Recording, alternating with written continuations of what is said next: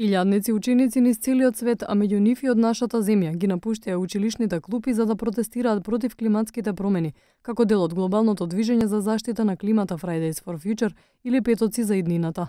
Инспирирани од шведската тинејџерка веќе номинирана за Нобелова награда, Грета Тунберг, која наместо да оди на училиште во Петоците, одеше да протестира пред владината зграда во Шведска. Демонстрантите во Берлин, Париз, Брисел, Сиднеј побара од политичарите во своите земји посериозно да се посветат на овој проблем. Владата не присуштува што е потребно за да ги сопре климатските промени, па затоа мора да излеземе од училиште и да протестираме.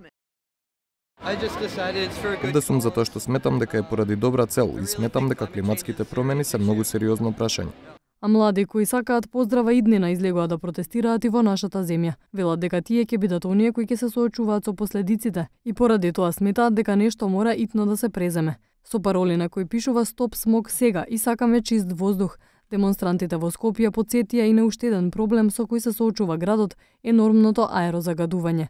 Според извештајот на Меѓународната комисија за климатски промени на Обединетите нации од 2018 година, намалувањето на глобалното затоплување бара брзи промени во користењето на земјиштето, енергетските извори, инфраструктурата и индустриските системи, а се нагласува дека светските лидери имаат уште 11 години за да избегнат катастрофални нивоа на глобално затоплување.